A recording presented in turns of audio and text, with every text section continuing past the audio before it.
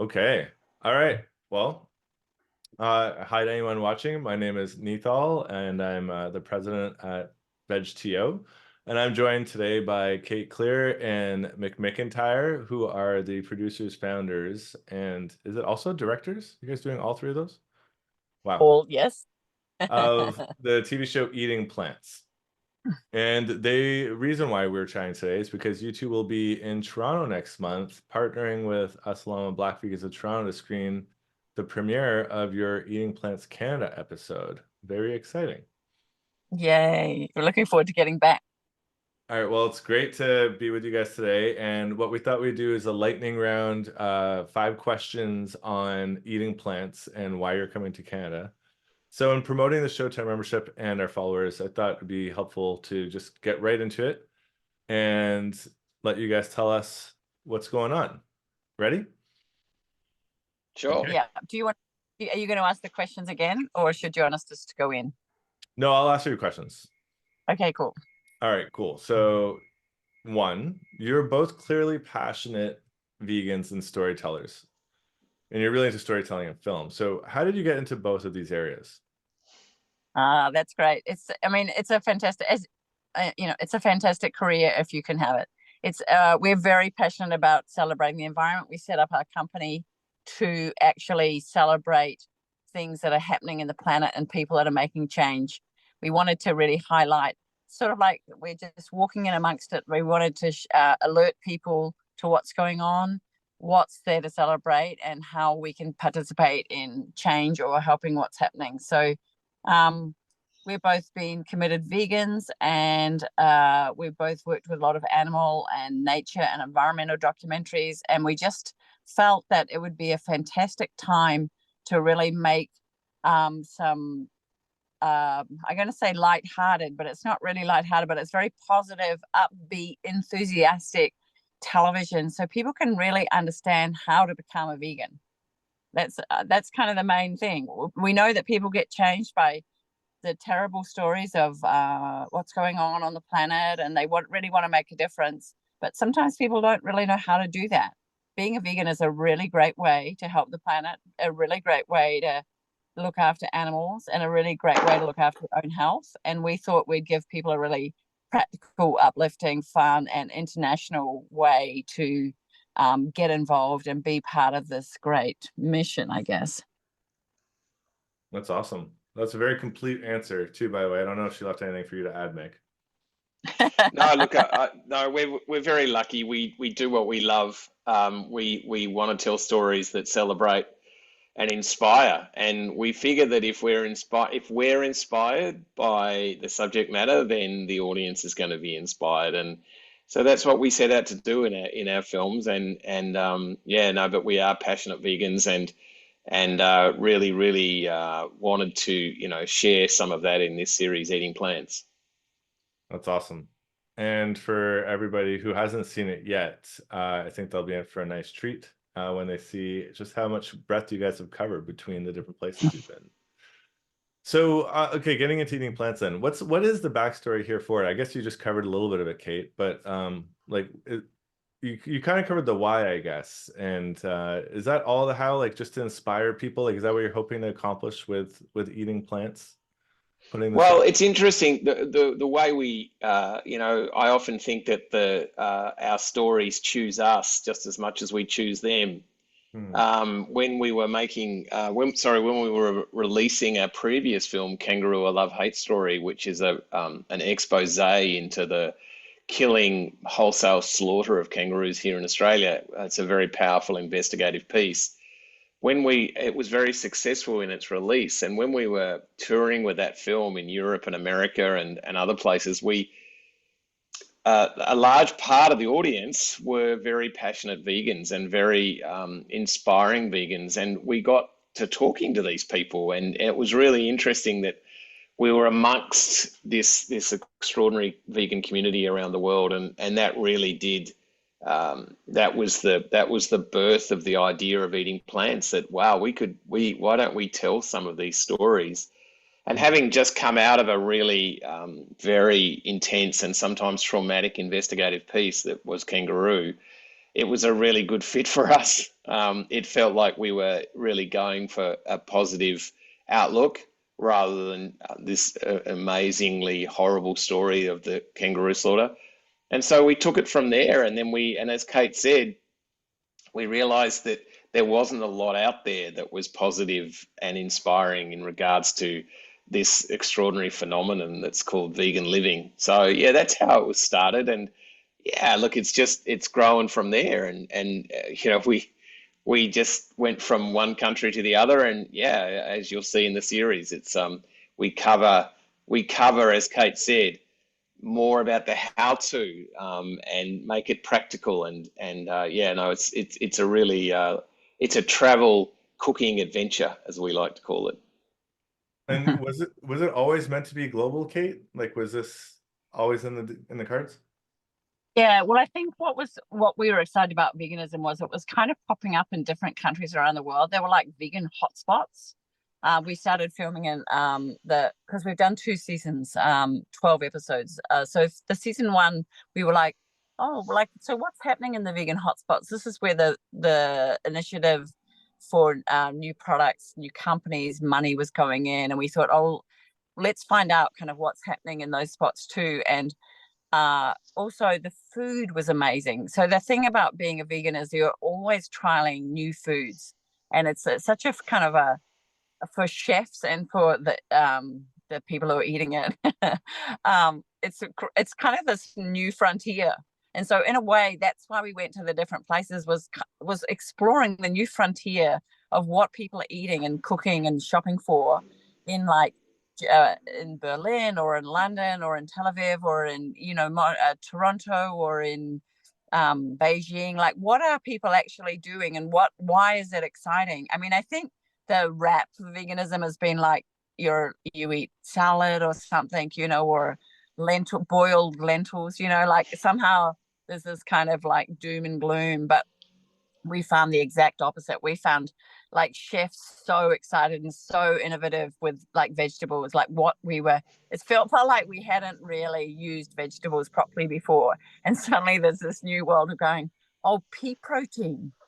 Okay, what can we possibly do with pea protein? And people all over the world are like scrambling around and doing some cool stuff. So, we looked at like the sort of kind of the basics to trade. So like there's really great eggs that are now plant-based eggs, and great chicken, and there's great plant-based pork bites. And so we really were excited. And of course each cuisine, which like Thai cuisine and Vietnamese cuisine and stuff, I mean Thai Mexican cuisine is so delicious.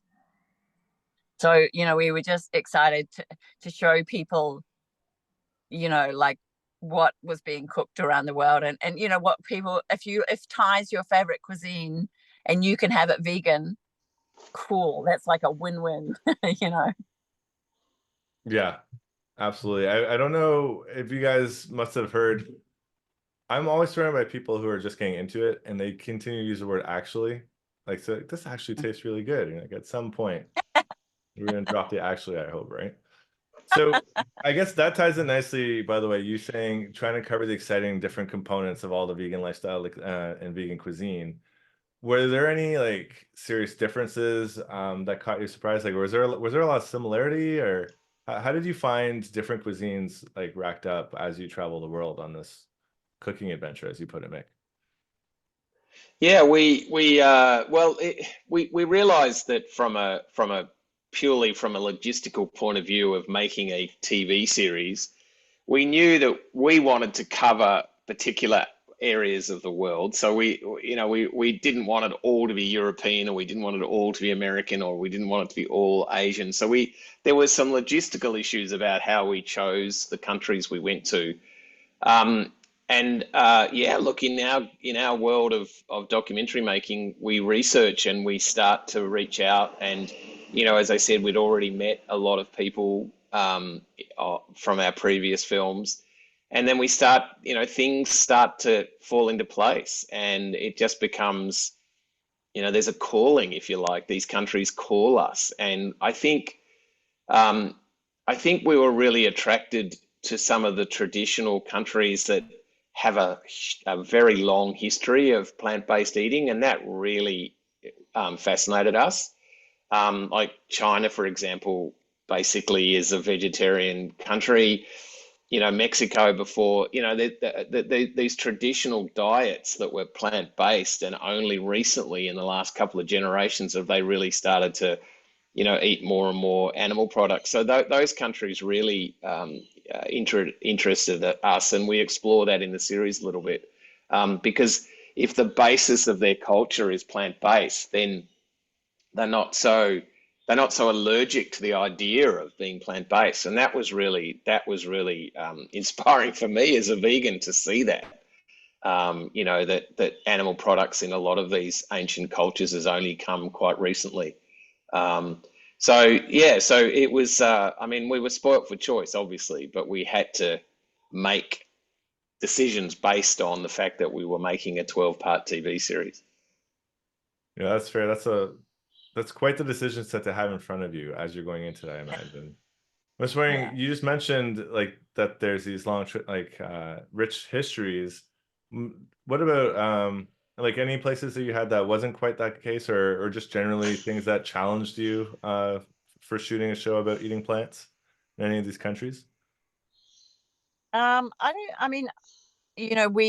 were really interested in profiling people and food. So, it was pretty exciting, not so much challenging. I think the challenge for us was probably more that the plant-based movement was growing so quickly that we couldn't put everything in. Like literally people would be emailing us like, did you hear that something's opening tomorrow with a new plant-based burger or something? You could go down there.